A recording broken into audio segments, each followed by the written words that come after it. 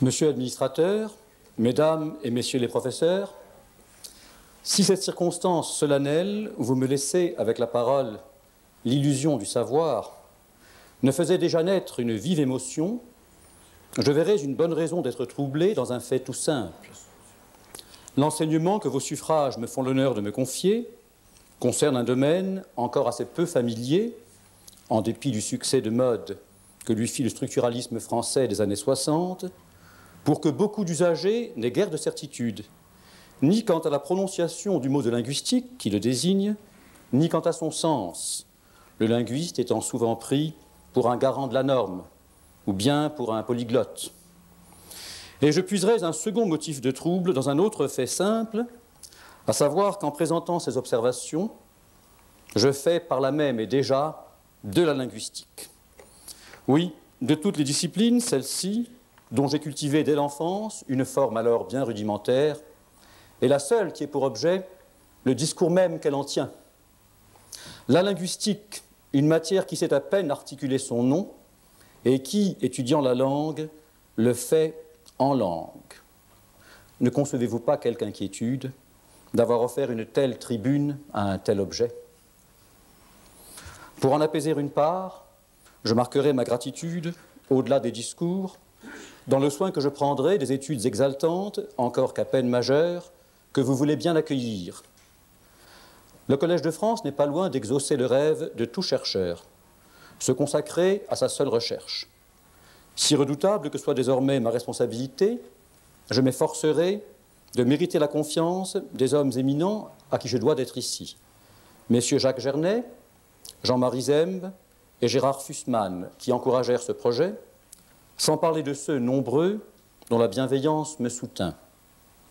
Je les remercie tous, bien que je me demande si, en sollicitant leur vote, je n'ai pas cédé à quelque goût ambigu de la brimade. Car la condition naturelle du chercheur est de trouver parfois, en se trompant souvent, droit inaliénable, alors que l'hôte de cette vénérable maison est dans le cas douloureux d'être frappé d'un interdit d'erreur. Je veux croire que vous me laisserez le violer, vous qui savez mieux que quiconque que la recherche est une quête opiniâtre d'un peu de lumière pour éclairer de loin en loin beaucoup d'obscurité. Laissez-moi également exprimer ma reconnaissance envers André Martinet, à qui l'on doit une des plus grandes contributions du siècle au progrès des sciences du langage, ainsi qu'envers André Audricourt, Bernard Potier, Jacqueline Thomas, tous prêts sans doute à m'accorder que contester un enseignement est une manière sûre, encore qu'insolite, de le prolonger. Puissent-ils reconnaître dans ma démarche des traces de ce qu'ils m'ont appris et entendre dans ma voix quelques échos de la leur. Le terme de linguistique n'a jamais jusqu'ici figuré dans le nom d'aucune chaire du Collège de France. Il n'en a pourtant pas manqué qui eussent un rapport avec le langage, parmi celles de langue et littérature ou d'histoire et philologie, de diverses aires culturelles. La philologie, bien qu'elle n'étudie pas la langue en soi, ayant largement recours à elle. Au XXe siècle, 4 personnalités sont à retenir. L'abbé Rousselot, dont le bref enseignement de phonétique marqua durablement ses auditeurs, Mario Roch, qui fit un cours d'histoire du vocabulaire français, Roland Barthes, qui illustra la sémiologie littéraire, et M. Zembe, qui fut, il y a 2 ans, le premier linguiste au sens moderne à entrer ici, sur une chaire de grammaire et pensée allemande. Cependant, l'intitulé de théorie linguistique n'est pas, malgré sa nouveauté, la marque d'une rupture. Il est un signe des temps. 3 professeurs illustres, Bréal, Meillet et Benveniste, ont successivement occupé au Collège de France, durant près de 100 ans, une même chaire de grammaire comparée. Par un étrange concours, c'est à Paris que l'allemand Bopp apprit auprès de grands maîtres le persan, l'arabe, l'hébreu, le sanskrit. Mais son célèbre livre de 1816 sur le système de conjugaison comparée du sanskrit et des langues grecques, latines, persanes et germaniques, où il rejoignait les vues d'un chercheur exceptionnel, le danois Rask, ne fit pas école en France, car au début du XIXe siècle, seuls 2 courants étaient représentés à Paris. Parmi les savants, les uns se spécialisaient dans des langues particulières, dont il n'envisageait guère la dynamique. Les autres étaient des théoriciens de la grammaire générale, qui, à travers Port-Royal, remontaient à la pensée médiévale et n'avaient pas pris le caractère d'une discipline comparative et historique. Mais en 1866, lorsque Bréal introduit en France la grammaire comparée, en traduisant l'ouvrage de Bopp, dont il avait suivi les cours à Berlin, la situation a changé. L'habitude prise de tenir compte des faits sociaux dans l'évolution s'est étendue à la linguistique, science dont le nom apparaît en 1826 chez Balbi et sera repris en 1933 par Nodier. D'autre part, la discipline s'est dépouillée du mysticisme à relents nationaliste, responsable d'une certaine réaction de réserve en France, par exemple à l'égard de Grimm, pourtant reconnu comme celui qui avait pour la première fois, en 1822, posé une loi linguistique en postulant les fameuses mutations consonantiques de l'ancien germanique. En 1881, Bréal, accueillant aux grands esprits, confie aux enseignements de l'école des hautes études à un savant de 24 ans, Ferdinand de Saussure, célèbre depuis son mémoire sur le système primitif des voyelles dans les langues indo-européennes, soutenu en 1878 à Leipzig devant les fondateurs de l'école des néogrammériens. Ceux-ci renouvelaient les méthodes en expliquant les changements de son dans les langues par des lois phonétiques régulières, susceptibles cependant d'être contrariées par les effets de l'analogie ou de l'emprunt. Ferdinand de Saussure ajoute la marque de son génie à cette théorie, dont il retient surtout une réelle perspective historique, enfin substituée à la confusion de l'histoire avec la Genèse qui caractérisait certains des premiers comparatistes. Saussure demeure 10 ans à Paris. Son enseignement allait non seulement constituer une étape importante sur la voie qui devait aboutir à son propre cours de linguistique générale, œuvre fondatrice en 1916 de toute la linguistique de notre siècle, mais encore il allait façonner, par sa rigueur, sa richesse et son élégance, une génération de linguistes enthousiasmés. Parmi eux, Meillet, successeur de Bréal, ici même, en 1906. La notion de système, moins antinomique de celle d'histoire qu'on aime à le dire, est déjà présente dans sa démarche, et même celle, toute structuraliste, de traits distinctifs. De plus, son maître Bréal, qui n'était pas sans méfiance à l'égard du vitalisme simpliste et de certaines divagations organicistes du comparatisme, s'était inscrit pour une part dans la tradition française de la grammaire générale par son traité de sémantique, 1897, bien que la science de l'analyse du sens qu'il y fondait fût loin d'être purement statique. À Meillet succède Benveniste en 1937. Tout comme l'un avait tiré de son travail de comparatiste une théorie de la causalité sociale des changements linguistiques, l'autre, dès ses grands livres sur les noms et sur les suffixes nominaux en indo-européen, laissait pressentir une conception du sujet humain du discours dont on n'a pas fini d'exploiter la fécondité.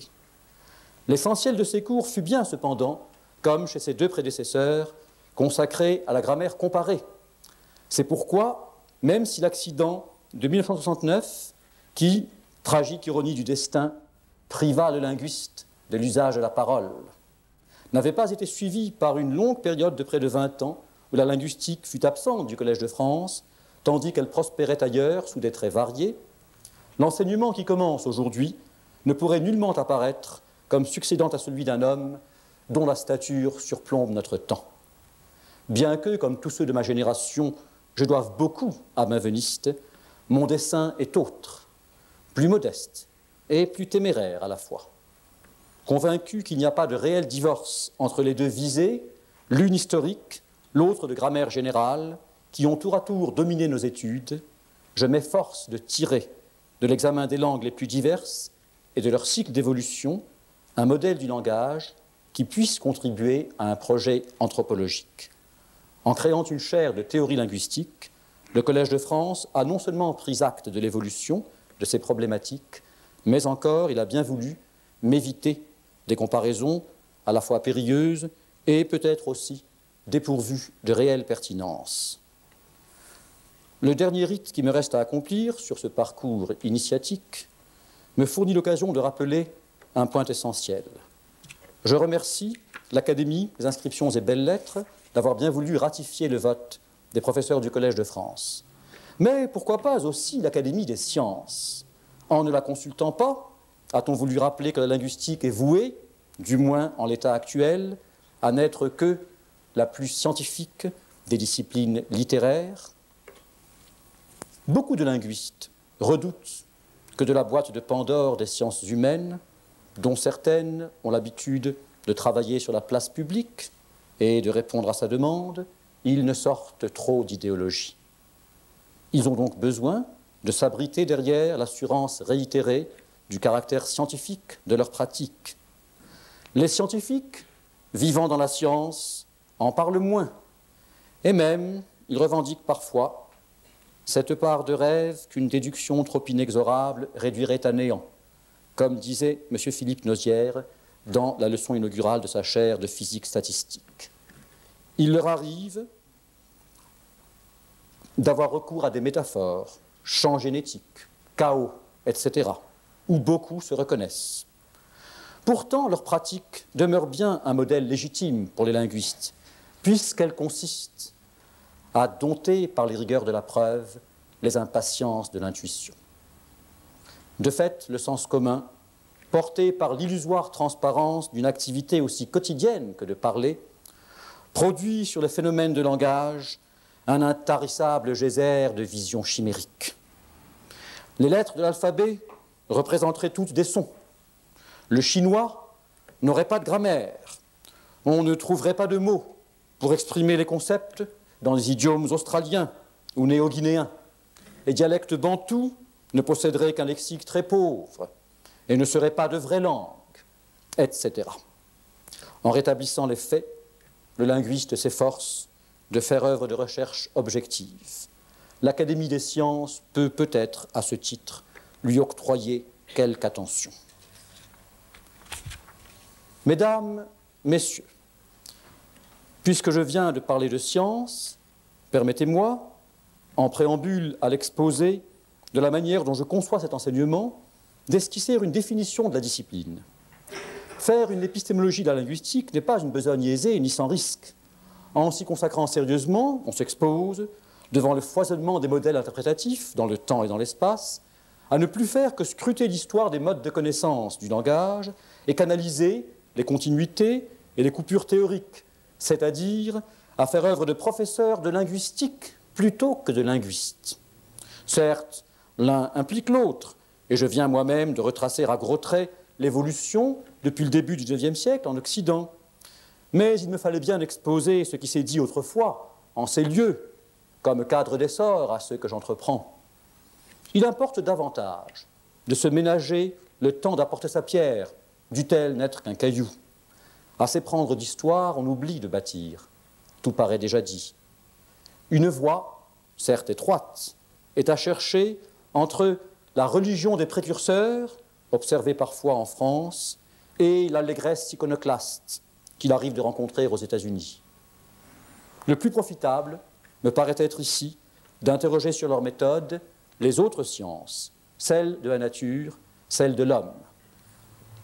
Dans un article de 1986, Victor Ingvey, ancien physicien américain, conseille aux linguistes, l'étant devenu lui-même, d'apprendre leurs procédures des scientifiques, non des philosophes. La linguistique, ajoute-t-il, née de la philosophie, comme toutes les sciences, n'a pas, à la différence de ces dernières, vraiment rompu ce lien d'origine. À preuve, la grande place qui tient la polémique, tout comme dans les états anciens de la physique. Critiquant ce penchant scolastique, l'auteur recommande de ne retenir qu'un seul aspect, celui par lequel la linguistique est une science expérimentale. Le linguiste, en effet, doit savoir accepter les gifles du réel, non avec l'espoir masochiste de devoir tendre l'autre joue, mais pour en déduire une démarche propre à le lui éviter. Cela suppose que la linguistique n'est pas encore assez mûre pour élaborer un modèle hypothético-déductif et que l'on en a une conception plutôt baconienne que keplérienne, sans compter qu'il n'y aurait pas eu de loi de Kepler sans les descriptions du mouvement des planètes par Tycho Brahe, ni plus récemment de mécanique quantique sans d'innombrables données spectroscopiques d'abord accumulées. La linguistique, qui dispose elle aussi d'une énorme matière d'au moins 6000 langues, et peut-être bien davantage, dont beaucoup sont à peine connues, doit par conséquent répondre à 3 exigences, rappelant par là les sciences expérimentales. Décrire, ce qui postule le dépouillement d'une masse de faits et le recours à l'expérimentation, expliquer ce qu'on a décrit en tirant des lois, enfin prévoir, en fonction de ces lois. Il s'agit bien d'une partie importante de l'activité du linguiste. Expérience sur l'acquisition du langage, recherche sur le rapport entre les sons, segmentaux ou mélodiques, et les contenus qu'ils portent, questionnaire sur divers points de morphosyntaxe, etc. Mais surtout, il existe une expérience naturelle spectaculaire que j'ai proposé d'appeler le laboratoire créole. Les esclaves africains, privés de langue, dans le milieu plantocratique des Antilles, ou bien les Austronésiens, usagers d'idiomes trop différents entre eux, créent des pidgins qui deviennent des créoles, donnant par là l'image de ce qui est requis pour faire une langue et de ses lignes d'évolution. Cependant, les langues de substrat, africaines, austronésiennes, etc., ont laissé des traces, largement imprévisibles sur les créoles, en sorte que cette expérience n'est pas pure de tout enjeu social. Les besoins de la compréhension déclenchent des forces de fracture, variant avec chaque type de groupe humain. Est-ce à dire que les sciences du langage, puisqu'elles ne sont pas purement expérimentales, pencheraient aussi vers celles du social? En réalité, ces dernières ne peuvent pas davantage fournir à elles seules une voie de méthode à la linguistique. Car les langues reflètent aussi le fonctionnement de la connaissance, puisque leur emploi pour communiquer, s'ils les modifient, ne change pas leur nature de langue. L'encodage des concepts vers les mots mérite d'être étudié, tout comme le décodage des mots vers les concepts. Une linguistique du locuteur, face à celle de l'auditeur, peut contribuer aux sciences dites cognitives, promues par une partie de la recherche contemporaine en psycholinguistique, en syntaxe transformationnelle, en sémantique générative, en ethnosciences. Les études sur l'intelligence artificielle et sur la communication en langue naturelle avec l'ordinateur reçoivent aujourd'hui, aux États-Unis ou en Allemagne par exemple, les plus importantes subventions. Le linguiste peut espérer, grâce à ces moyens, mieux saisir le fonctionnement de l'intellect humain en comparant ses performances avec celles de la machine. Cependant, on doit formuler au moins 3 réserves. D'abord, la bonne exécution d'un programme ne garantit pas que le système construit soit bien le modèle des opérations linguistiques et de l'activité cognitive de l'homme. Ensuite, les machines sont actuellement incapables de traiter cette propriété fondamentale des langues humaines qu'une même expression peut y correspondre à plusieurs sens et inversement, un même sens à plusieurs expressions. Enfin et surtout, ces recherches ne peuvent en aucun cas nous dispenser d'une description toujours plus précise des langues humaines, lesquelles restent encore inégalées comme moyen de raisonner, de résoudre les problèmes et au surplus d'exprimer les affects. Les ordinateurs n'ont pas de corps. Ainsi, en dépit du profit interdisciplinaire de telles entreprises, où ils rencontrent par exemple psychologues et mathématiciens, le linguiste se trouve ramené à la complexité de son objet.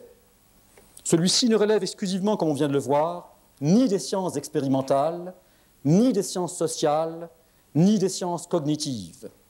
En conséquence, le linguiste doit se persuader que les recherches qu'il accomplit sont d'autant plus utiles à d'autres qu'il a mieux cerné sa propre méthode. On le voit pour 2 de ces tentations, la sémiologie et la logique. Le programme de Saussure, quant à la première, s'est révélé trop optimiste. On n'aperçoit toujours pas l'intérêt direct pour la linguistique des lois qui décrivent la vie des signes au sein de la vie sociale. Quant à la logique, lieu de naissance et ligne de fuite de la linguistique, sa lumière est oblique. Certes, de nombreux opérateurs de langue révèlent une logique naturelle, et des concepts logiques, comme celui de modalité, sont utiles. Mais c'est parce qu'elle n'est pas figée dans l'intemporel que la langue, même illogique, reste le plus fécond des systèmes formels. Rien ne correspond dans le monde au lien entre phonologie et grammaire. Rien n'y correspond non plus aux catégories qui sont créées par abstraction, comme complément, pronom, transitivité, possession, etc. La linguistique les trouve toutes prêtes dans les langues. Le point qui fait difficulté, néanmoins, est qu'en les analysant, on n'épuise pas pour autant la matière à étudier, car les langues, posant des problèmes multiples, échappent en partie aux linguistes et convoquent d'autres sciences. Il se trouve cependant que ces dernières, sciences humaines, biologie, dont la neurologie, pleine de promesses, ne peuvent fournir aucune base aux assertions proprement linguistiques sur le langage. Cette complexité et nos ignorances expliquent peut-être la dispersion actuelle en temps d'école, à moins simplement qu'il n'y ait dans ce que l'homme a de plus humain un enjeu assez lourd pour susciter la controverse. Parmi les doctrines, les plus intéressantes sont parfois les plus éphémères. Leur courte espérance de vie provient de ceux qu'en expliquant bien une petite part des faits, elles en laissent une très grande inexpliquée. Mais elles n'ont pas toujours le temps d'exploiter leurs découvertes. D'autres modèles apparaissent qui posent de nouvelles questions sans répondre aux anciennes et qui prônent un principe unique d'explication pour tout, sorte de talisman, d'un type assez peu familier dans les sciences exactes. Le vrai progrès dans la recherche, pour l'affinement des modes de l'explication, comme pour l'avance cumulative des connaissances, est celui qui intègre, non celui qui abolit. Cependant, le mieux est de rester ouvert à ces théories nombreuses, dont certaines, on le notera, sont attentives à ce que d'autres font. Pour s'en tenir à la France, riche à la fois de thématiques traditionnelles et d'idées importées, parfois défendues avec la ferveur des éclosions différées, on trouve entre autres courants le fonctionnalisme, la psychomécanique et ses adaptations modernes, l'école sémiotique de Paris, les développements locaux de la recherche anglo-américaine en pragmatique, les divers types de linguistique formelle, les théories de l'énonciation, les versions françaises des étapes de la grammaire générative et de ses prolongements dans les théories du liage et modulaire ou, pour ce qui concerne le domaine des sons, dans les phonologies métriques et autosegmentales. J'ouvrirai volontiers ce sanctuaire à ceux, français et étrangers, qui voudront bien y présenter leurs travaux. Mais œcuménisme n'est pas abjuration. Et depuis les lecteurs royaux jusqu'à nos jours, en passant par une certaine ordonnance de 1769, la tradition du Collège de France, à laquelle on attend que je me conforme, est d'enseigner aussi ce qui est moins présent dans les universités. Il me faut donc bien, si coûteux que soit le choix, tracer des frontières définies. Le linguiste me paraît être dans la position incommode d'un homme juché au sommet d'une pyramide à 3 arêtes. D'un point ainsi défini, on sait qu'un individu, s'il demeure immobile, ne peut tenir sous son regard qu'une seule face latérale à la fois. Or, les langues se déploient sur les 3 ensembles, car elles relèvent, par un de leurs aspects, des sciences de la nature. Les messages sont des objets naturels. Par un autre, d'une axiomatique logico-mathématique. Certaines opérations sont sous-jacentes à l'énonciation. Et par un dernier, des disciplines psychosociales. Les langues sont parlées par des individus au sein de groupes. Le tracé d'un territoire exige des critères. Le plus important pour moi est le rapport entre les sens et les formes. S'il est stérile de s'asservir aux formes en esquivant les sens, il est hasardeux pour un linguiste de poser des catégories conceptuelles sans se soucier de leur trouver, dans le tissu formel du discours, des traces pour repères et garants. Car il n'y a plus alors de limite à l'extension du domaine et à la création d'artefacts sémantiques. Le langage n'appartient pas au seul linguiste, mais celui-ci est seul à tenir sur lui un discours qui articule des contenus sur des supports. À égale distance de l'idéalisme des concepts purs et du matérialisme de la matière inerte et fétichiste, le linguiste a pour tâche de montrer que les formes sont habitées par des sens. Les marques formelles du sens, transparentes dans les cas les plus simples, peuvent, en d'autres cas, être moins évidentes, et de types variés, depuis l'intonation, grande oubliée des théories modernes, jusqu'à l'ordre des mots, que je considère comme un véritable morphème séquence, sans oublier le contexte antérieur, immédiat ou large, ni les parentés structurales révélées par les rapprochements entre énoncés d'une même famille sémantique. On apprend plus sur le langage en interrogeant la substance des langues qu'en posant des schèmes profonds dont le discours serait la réalisation de surface précaire et ambiguë. On apprend plus aussi lorsque, refusant le gonflement encyclopédique d'une linguistique hypertrophiée qui répond par un autre excès aux vues immanentistes des structuralismes autosuffisants, on accepte de reconnaître que les formes sont porteuses d'assez de sens pour que la signification d'un énoncé ne dépende pas uniquement de sa réussite comme acte de langage. On voit à quoi tend mon propos, à prôner une linguistique des langues. Cette chaire s'intitule « Théorie linguistique ». Chacun de ces deux termes pèse pour moi d'un poids égal. Il n'y a de théorie concevable que celle qui n'occulte aucune langue pour cause de faits récalcitrants. La précision, et souvent la technicité des analyses, ne sauraient être incompatibles avec la hauteur des synthèses. Je vois une totale continuité entre une activité d'homme de terrain et l'interrogation théorique. L'extension n'est pas l'opposé de la compréhension, et du reste, certaines langues bien connues permettent d'équilibrer la profusion par l'intensité. Le matériau de base demeure l'immense diversité des langues humaines. C'est là le trait qui les définit, et non pas un profil accidentel.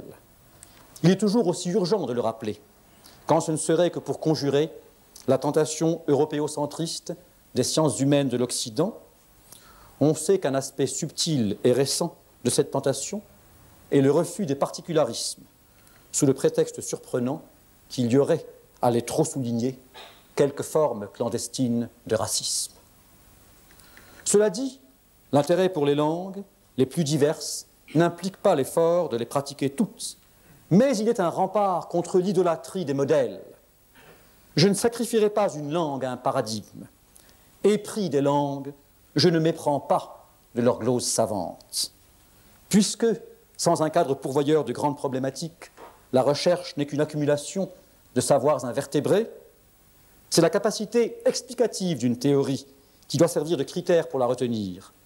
Les modèles ne sont pas des fins en soi, et il ne suffit pas d'évaluer leur mérite comparé en magnifiant les concepts jugés les moins coûteux et en ne demandant aux langues que de rares et partielles vérifications.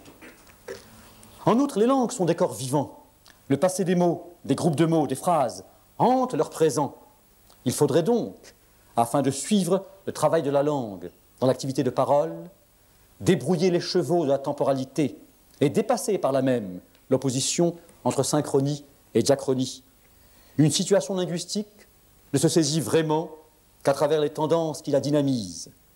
C'est pourquoi un haut degré de formalisation et le fréquent recours à des symboles agencés en schémas algorithmiques qui suscitaient les doutes un peu polémiques de Karl Popper risquent de masquer en les figeant une partie des faits.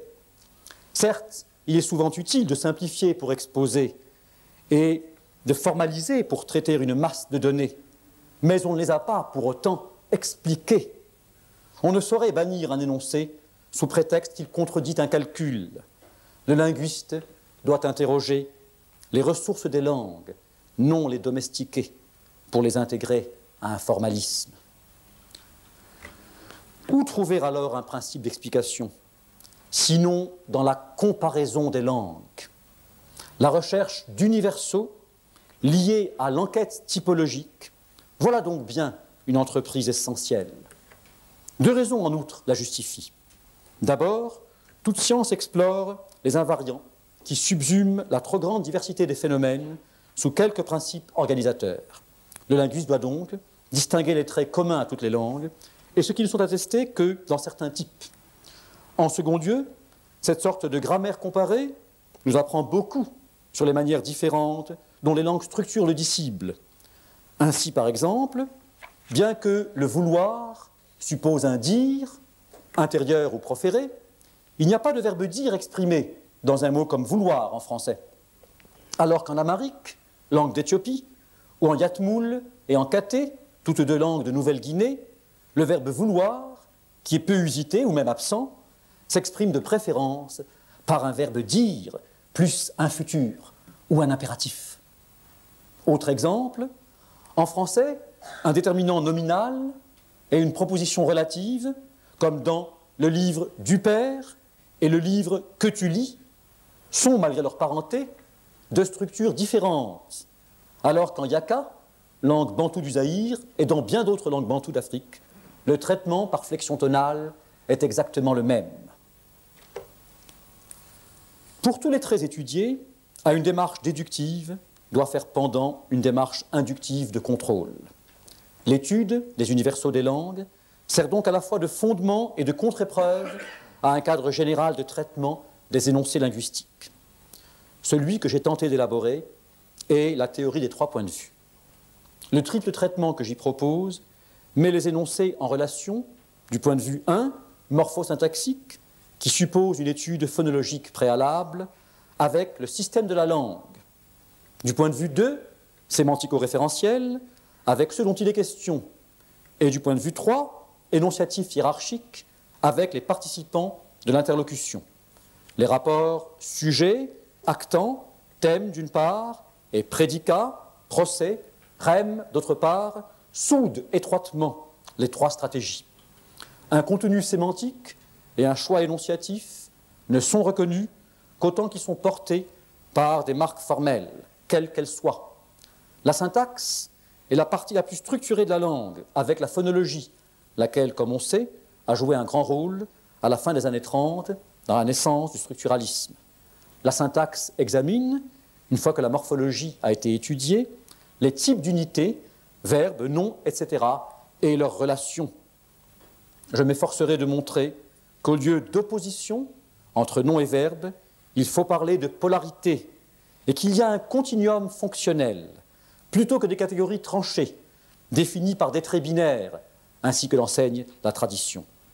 Mais en outre, beaucoup de faits syntaxiques, comme l'ordre des mots, la détermination, la structure accusative ou ergative de l'énoncé, s'expliquent des points de vue 2 et 3 par la coïncidence complexe de pressions sémantiques et énonciatives qui mettent en jeu des valeurs scalaires, telles que les degrés de virtualité, d'inhérence, de dynamisme, etc. La théorie des 3 points de vue intègre les stratégies énonciatives, que l'on peut illustrer par la succession d'un rème sur registre aigu et d'un thème sur registre grave. Dans un énoncé français comme celui-ci, par exemple, remarquable cet édifice. De ce fait, la théorie implique un éclatement du cadre de la phrase. En effet, la progression thématique du discours ne peut se saisir qu'au niveau du paragraphe, oral ou écrit, comme succession de phrases. On observe que dans de nombreuses langues indo-européennes, les propositions relatives, déterminatives, proviennent de la fusion d'une phrase avec une autre, subséquente, vis-à-vis de laquelle la première représentait une information déjà donnée. En outre, diverses langues, par exemple de Colombie ou bien des Philippines, possèdent des morphèmes signalant que, d'une phrase à l'autre, on change de fil directeur. Enfin, toutes les langues ont des marques de cohésion qui ne peuvent s'expliquer qu'à un niveau plus englobant que celui de la phrase isolée. Mais au-delà, tous ces phénomènes postulent un cadre assez général d'interprétation qui dépasse l'antinomie entre la langue comme système et la parole comme activité. Il ne saurait y avoir 2 linguistiques articulées sur ces 2 axes, car le système n'est pas concevable sans sa mise en acte, et réciproquement. Le modèle provisoire que je propose ici est celui d'une linguistique que j'appelle socio-opérative. Celle-ci prend pour base la relation dialogale qui enracine les circonstances de l'échange de paroles ainsi que les structures de la langue, les données de ces 2 types ayant les unes et les autres un fondement dans la société et dans la culture. De là, la qualification de cette linguistique comme socio-opérative. Le sens, produit par un locuteur et interprété par un auditeur, autre face du même, se répartit en 3 zones. Une seule des 3 est codée, celle des composantes qui correspondent à des marques formelles. Ces composantes sont notamment le référent reconstruit, le signifié des signes, la sémantique des relations syntaxiques, le sens lié à l'environnement contextuel. De subtiles opérations sont mises au jour par l'analyse, conduite pour de nombreuses langues, de marques, de modalités d'énoncé, d'aspects verbaux de personnes, etc. Cependant, le linguiste ne peut ignorer l'étude, périphérique par rapport à son domaine, des deux autres zones du sens, non codées quant à elles, et par conséquent contingentes et non prévisibles, à savoir la zone des incidences situationnelles et celle des signifiances inconscientes.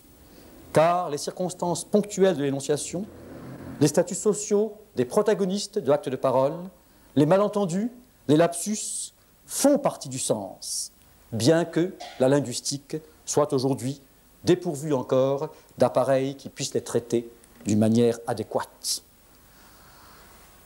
Au centre de ce modèle se trouve l'homme, surgissant dans la réalité concrète de l'échange de paroles.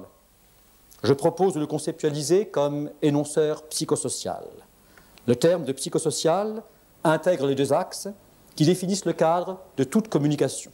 Mais l'homme est avant tout un énonceur, aux deux sens de locuteur et d'auditeur. La linguistique tire des langues seules ce qu'elle peut avoir à dire, puisque par l'effet de l'aporie épistémologique mentionnée à l'instant, aucune des sciences qui s'intéressent aussi aux langues n'est en mesure de lui fournir le moindre instrument d'analyse. C'est la linguistique, au contraire, qui peut servir ces sciences. Les lois qui régissent les langues, les forces qui les modifient, la genèse de l'arbitraire, dérobant le disciple au mimétisme des bruits du monde, voilà les lieux proprement linguistiques où se saisit le fait psychosocial qu'est la langue. L'énonceur fait la langue en la mettant en parole, ce qui veut dire que par sa nature, et au-delà des a priori désuets sur son être social ou sur son psychisme, il est foncièrement dialogal. De fait, un réseau complexe de contraintes et de libertés relie la langue à l'énonceur. Et la linguistique apporte ici sa part, mais sur la base de faits précis, à une connaissance de l'homme, pondérant les déterminismes de sa condition par la persévérance de ses choix.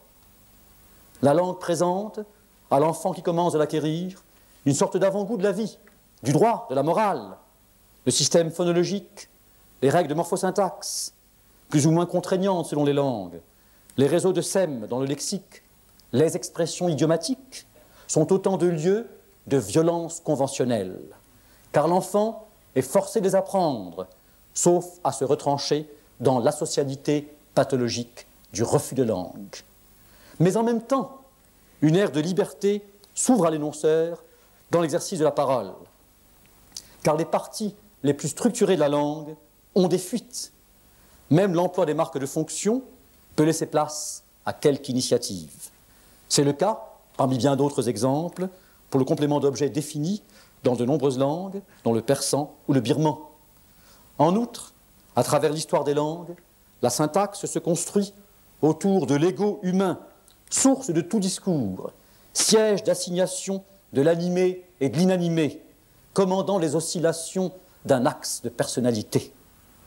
Enfin, l'énonceur signe sa présence dans le lexique par les chicanes de la parole, double entente, connivence périphrastique, effraction connotative, activité, épisodique ou permanente, de création poétique, détournement à son profit de l'inexorable logique des cohabitations sémantiques. C'est en fait toute une anthropologie qu'implique une telle conception de la linguistique. L'homme de parole dirige obscurément le destin des langues. C'est là un processus semi-inconscient, mais volontaire, que l'on voit se déployer. Car, contrairement à ce qu'on sous-entend, lorsque l'on dénie au locuteur, comme il est si fréquent de le faire, toute conscience des changements, inconscience n'implique pas absence d'intentionnalité. La volonté d'énonceur psychosocial surgit en pleine lumière dans l'étude de la morphogenèse, et en particulier des processus de grammaticalisation qui seront le sujet du cours cette fin d'année et l'an prochain. Une réalité fascinante que l'on y découvre, c'est que ces processus ne sont pas linéaires, mais cycliques, ou plus exactement, la répétition n'étant jamais une identité mécanique, qu'ils déroulent une spirale. Le désir de s'exprimer librement produit des formes. La nécessité de la compréhension collective, dépassant les aléas de l'invention individuelle impose des contraintes qui figent ces formes. C'est la naissance d'une morphosyntaxe. Mais à son tour, cette dernière se relâche sous la pression du sens à dire, et les formes se renouvellent ou abritent de nouveaux sens, tout en retrouvant des schémas anciens. On voit naître, se résoudre et renaître un conflit capital entre deux besoins qui commandent toute l'évolution des langues. Économie des formes, d'une part, et d'autre part, expressivité. L'une abrège ou supprime, l'autre rallonge ou ajoute. Les mots longs sont raccourcis pour accélérer le rythme du dialogue, mais ensuite, des éléments les accroissent pour conjurer le risque d'ambiguïté par homophonie et pour répondre au besoin humain de marquer sa présence dans le discours. Parallèlement, s'aiguisent puis se résolvent les conflits entre la simplicité de formation des mots et des phrases et leur complexité ou leur opacité. Évidemment, de tels processus ne peuvent s'apercevoir qu'à une certaine profondeur de durée, parfois plusieurs siècles, sinon plusieurs millénaires. De ces cheminements cycliques, on peut donner bien des illustrations. Condensation, quasiment universelle, de phrases entières en composés nominaux, base de départ à leur tour de nouvelles phrases. Alternance des verbes être et avoir dans la conjugaison par auxiliaire de nombreuses familles linguistiques, du celtique au slave. Renouvellement des formes verbales en sémitique. Processus de réduplication en austronésien ou en dravidien. Évolution de la négation dans plusieurs groupes de langues. Créolisation, décréolisation. Ou encore, d'un point de vue plus externe, dialectalisation d'une langue commune, aboutissant à une nouvelle langue commune par sélection d'une norme dialectale. Dans le cas des créoles, les créateurs de langues humains parcourent en un temps extrêmement bref sorte de glossogénètes ou de démiurges transhistoriques à fleur de conscience, le chemin qui conduit, dans la forme des mots et dans la syntaxe, du synthétique à l'analytique, puis de rechef, de l'analytique au synthétique. À travers tous ces itinéraires, nous voyons l'homme, dans sa langue comme dans l'ensemble de ses activités socioculturelles, façonner son rapport avec le monde en même temps qu'il en est lui-même façonné. De là, trois conséquences. En premier lieu, le débat sur la priorité ontologique ou chronologique de la pensée par rapport au langage perd une bonne partie de son intérêt, avec cependant une réserve. La relation étant de va-et-vient, il importe, face à la longue tradition, qui ne veut retenir que l'influence de la pensée sur le langage, de rappeler une réalité symétrique.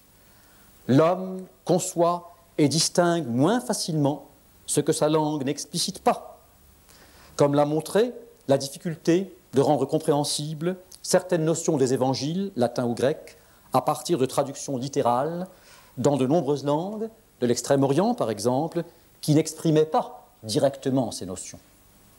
Il existe donc une sorte de prédétermination instrumentale de la pensée par le langage. En le soulignant, il ne s'agit évidemment pas d'oublier qu'à l'inverse, il existe aussi un reflet en langue des schémas d'organisation conceptuelle de l'univers, ainsi que le montreraient par exemple dans de nombreux idiomes du Caucase, d'Afrique, d'Amérique, d'Asie du Sud-Est, les classes nominales répartissant le monde et la nature en fonction des propriétés matérielles et fonctionnelles des objets. En deuxième lieu, c'est seulement quand l'ancêtre de l'homme spécifie le langage comme faculté, en langue comme réalisation, que l'urgence sociale accentue le rôle de ces dernières en tant qu'instrument de communication, alors que jusque-là, l'espèce humaine devait se distinguer surtout par son aptitude sémiotique. À partir des signes fabriqués, on construit d'autres signes, par modélisation en série. Mais avec l'avènement des langues, l'homme, pour pouvoir communiquer, apprend aussi à segmenter dans la chaîne parlée, en même temps qu'à différencier dans les paradigmes, ainsi que le confirme l'étude des diverses formes de l'aphasie. Et il ne va plus cesser dès lors de perfectionner ces langues, les adaptant à ses besoins. On le voit par exemple en phonologie historique, dans le processus dit de transphonologisation, par lequel les oppositions sonores décisives du fait de leur utilité pour la compréhension sont conservées, même sous un matériau phonique nouveau. Pliant ces langues à ses besoins, l'homme les adapte également au milieu, tout comme ses autres outils. Mais il va de soi qu'elle s'en distingue, en étant simultanément bien davantage que de simples outils. Enfin, les langues humaines sont d'abord orales. Je veux espérer que les professeurs du Collège de France, où l'étude de l'écrit tient une grande place, ne regretteront pas d'avoir accordé leur caution à mes recherches quand ils auront pris conscience que la théorie linguistique qui va s'enseigner ici donne, pour sa part, un rôle important à l'oralité, et qu'elle s'alimente notamment, mais non exclusivement, il va de soi, d'un matériau constitué de langues uniquement orales, langues africaines, amérindiennes, océaniennes, asiatiques, etc. C'est le choix du canal vocal-auditif, de préférence à d'autres possibles, qui a forgé définitivement le destin des langues, et du même coup celui d'espèces humaines. C'est dans le tissu oral du discours, proféré et perçu, non dans sa trace graphique, que le linguiste peut trouver les discriminants sans lesquels son travail n'a pas de sens, si je puis dire aussi littéralement. C'est avant tout dans la parole émise et reçue que germent les changements des systèmes de langue. Que serait une linguistique qui, s'intéressant en priorité aux langues écrites, n'apporterait d'autres contributions au vaste projet anthropologique où elle doit nécessairement s'intégrer que de négliger ou de traiter que par prétérition une immense partie de l'humanité, celle où se parlent des langues non écrites et celle qui, en pays de langues écrites, est illettrée. Cela dit, on étudiera ici, comme toute recherche doit le faire, les phénomènes dans leur réalité observable et entière. Il ne saurait être question, sous le prétexte d'un primat de l'oralité, de sous-estimer la part prise dans le destin de nombreuses langues par la révolutionnaire invention de l'écriture, ni d'oublier l'influence qu'a parfois exercée la graphie sur les changements phonétiques eux-mêmes. De cette influence, le français, par exemple, offre certaines illustrations. On se gardera également de négliger la place de l'écrit dans la fixation de la norme de nombreuses langues, très importantes socialement, parmi celles qui recouvrent de vastes aires culturelles. Et l'on se rappellera aussi la tentation esthétique de certains grands créateurs de langues écrites séduits par les graphismes. Surtout, on se souviendra que la naissance de la grammaire comparée et de la linguistique proprement dite elle-même est liée à l'exploitation de textes écrits. Mais tout cela n'est pas assez, à mon sens, pour remettre en question l'importance de l'oralité dans une linguistique qui prend l'homme pour projet et fin dernière. Étant donné une telle conception, une dernière question peut se poser. À quoi sert la linguistique? Au premier abord, à rien. Sinon à satisfaire, comme toute recherche, une intense et douloureuse avidité de savoir. Ou bien dira-t-on qu'elle n'a d'autre utilité que de faire vivre, comme le suggérait autrefois Erasme par dérision, quelques grammairiens qui disputent à perte d'haleine sur les dangers que peut faire courir au genre humain la consternante confusion des conjonctions avec les adverbes. En fait, la linguistique est en mesure de rendre quelques services.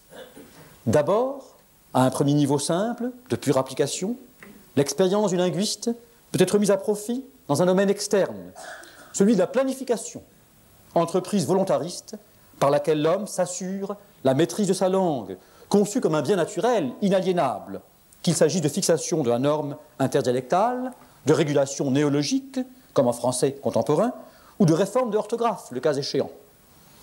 Un autre domaine où la contribution de la linguistique est essentielle est celui de l'histoire des civilisations. Ainsi, nous n'avons aucun texte, aucun monument, aucune trace qui puisse attester l'existence des populations désignées sous le nom d'Indo-Européens. Notre unique témoignage, ce sont bel et bien les langues indo-européennes. Il en est de même pour d'autres familles génétiques, des Ouraliens aux Tibéto-Birmans, en passant par les Algonquins. La linguistique est elle seule, nous tend le fil secourable qui, nous guidant à travers d'épaisses ténèbres d'ignorance, nous aide à reconstruire le plus vraisemblablement notre passé. Ainsi, dans l'effort opiniâtre, bien qu'en partie désespéré, pour découvrir le sens d'un univers apparemment chaotique et écartelé, le langage fait sourdre une lueur, éclairant faiblement un chemin d'harmonie. Enfin, ce que la linguistique nous apprend n'est pas sans incidence même sur la prise en main de notre avenir face aux défis qui s'accumulent sur notre horizon. Alors que la faculté de langage, qui caractérise dès l'origine l'homo habilis, est une par définition, les langues sont diverses. Mes recherches me suggèrent de m'aventurer plus loin encore. Elles sont diverses dès leur naissance elles-mêmes. C'est pour moi une forte présomption, sinon d'ores et déjà une certitude. Il ne faut voir là, en fait, que le reflet de l'aptitude de l'homme, seul parmi toutes les espèces, à s'adapter au milieu, non par son organisation biologique, mais par son intelligence et par sa vocation socioculturelle. L'homme exerce sur son environnement une activité consciente, et c'est par elle qu'il parvient à réduire les pressions sélectives de la nature. Or, un instrument de cette activité consciente, c'est le langage. La linguistique a donc bien un rôle éminent à jouer dans l'entreprise conduite par toutes les sciences humaines pour parvenir à une connaissance toujours plus approfondie de l'homme. L'enjeu d'une telle connaissance, c'est tout simplement notre destin lui-même. La puissance des médias va-t-elle accélérer d'une manière exponentielle l'évolution du langage? Les réalisations de la machine lui tracent-elles un avenir incertain? Des signes qu'on en a, on ne peut rien prédire. Car l'homme, qui a toujours si bien adapté son outillage, est capable de tous les retournements. Inventera-t-il des formes originales de communication? Répartira-t-il différemment les fonctions, assignant à ces langues une place nouvelle? On ne demande heureusement pas à un professeur au Collège de France de faire acte de prophétie. Mais je demeure résolument optimiste. Et cela parce que pour moi, les langues, lourdes de toutes les présences dialogales accumulées par des temps immémoriaux, sont images de vie. Le linguiste, obstinément attaché à la recherche austère des lois, derrière les enivrements sonores et la turbulence des mots, reconnaît dans les langues l'activité vitale d'un énonceur qui y a laissé, à travers un très lointain passé, la trace d'opérations semblables à celles qu'il accomplit lui-même dans le discours quotidien d'aujourd'hui. C'est parce qu'il en est fasciné, en même temps que soucieux de les soumettre aux analyses sereines de la raison, que celui qui a le langage pour métier peut aimer à aller débusquer les secrets des langues exotiques. Tel était également, en harmonie avec la quête obstinée du linguiste, le souhait rayonnant du poète qui écrivait « Ceux qui campent chaque jour plus loin du lieu de leur naissance, ceux qui tirent chaque jour leur barque sur d'autres rives, savent mieux chaque jour le cours des choses illisibles. Et remontant les fleuves vers leur source, entre les vertes apparences, ils sont gagnés soudain de cet éclat sévère où toute langue perd ses armes.